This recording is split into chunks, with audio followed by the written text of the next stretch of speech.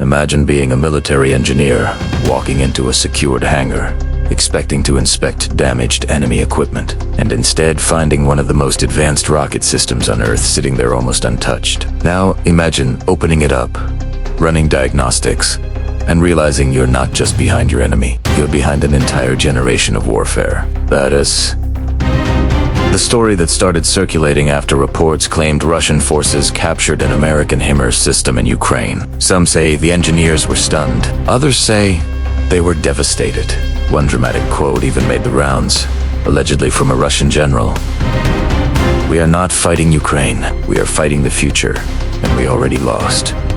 Whether that exact moment happened the way people describe it or not, the reason this story spread so fast tells us something very real about this war. Modern weapons, and the brutal gap between different military technologies. And if you're into deep real-world war analysis told in a way that actually makes sense, make sure you hit like and subscribe right now, because on WorldWarTwoOffical, we break down the stories behind the headlines, and the technology changing modern battlefields. Let's set the scene. Since 2022, one word has echoed again and again in reports from Ukraine. HIMARS, High Mobility Artillery Rocket System.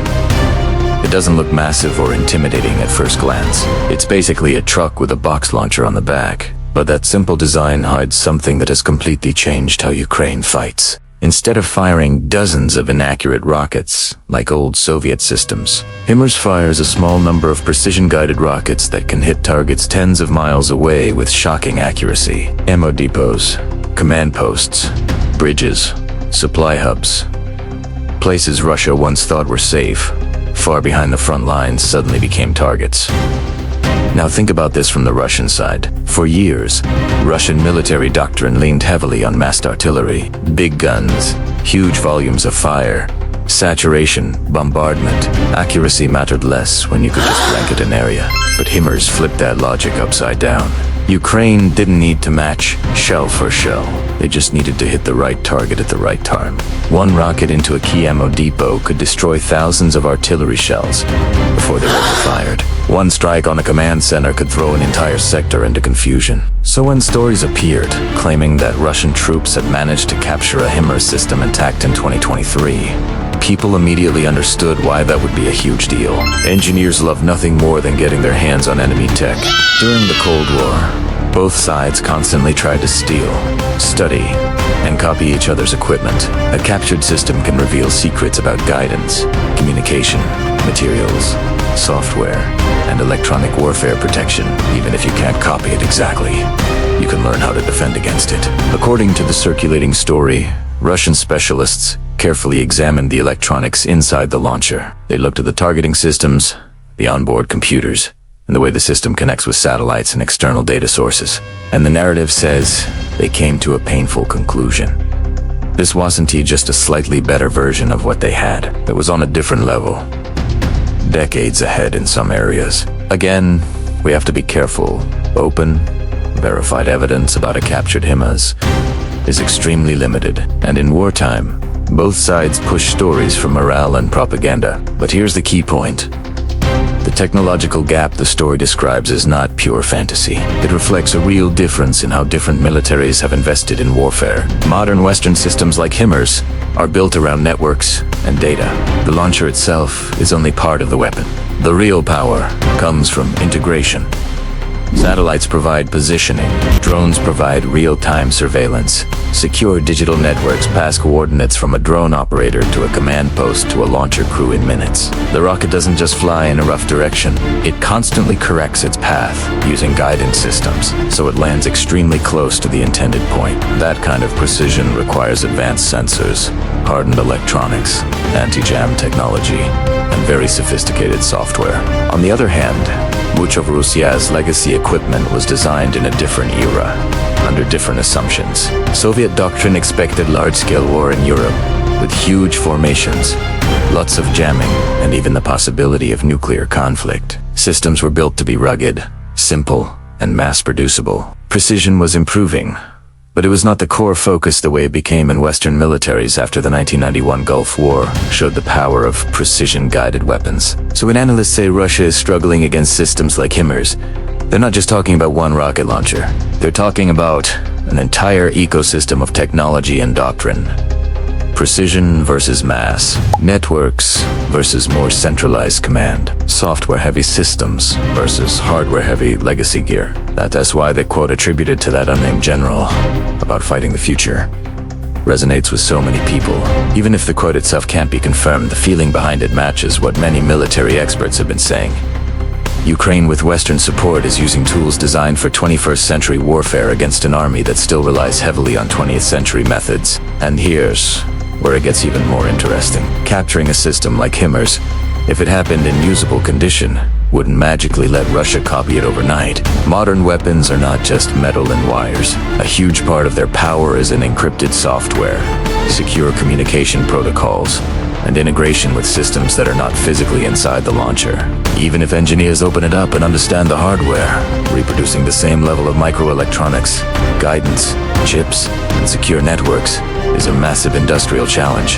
It's not just about design, it's about supply chains, manufacturing precision, and years of experience. Think about microchips alone.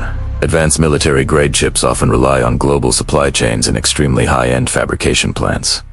Sanctions and export controls make it much harder for Russia to access the most advanced components. That means, even if they know what they want to build, actually building it in large numbers is another story. This is one of the hidden sides of modern war. Factories, clean rooms, and software labs can matter as much as tanks and artillery.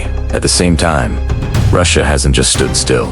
They've adapted in their own ways. They've improved camouflage, dispersed ammo depots, used decoys, and increased their use of drones and electronic warfare to try to counter precision systems. War is always a cycle of move and counter-move. When one side introduces a new advantage, the other side looks for weaknesses.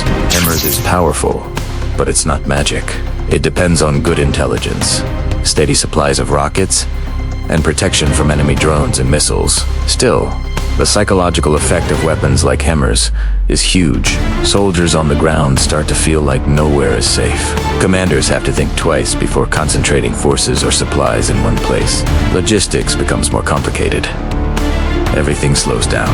That kind of pressure adds up over months and years.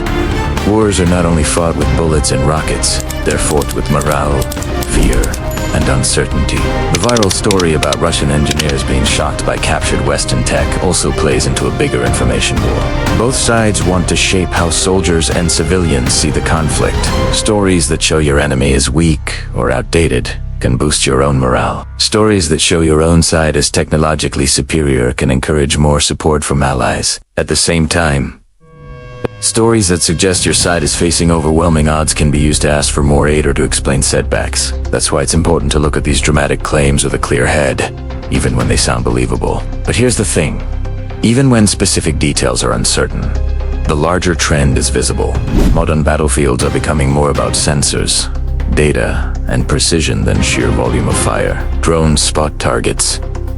Satellites guide weapons. Software filters information faster than any human staff ever could. A truck with 6 precision rockets can sometimes do the job that once required dozens of artillery pieces firing hundreds of shells. That shift changes training, strategy, and even how wars are funded.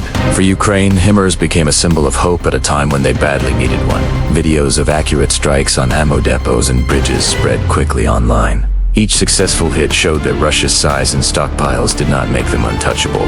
For Russia, those same strikes were a constant reminder that the battlefield was no longer limited to the front line.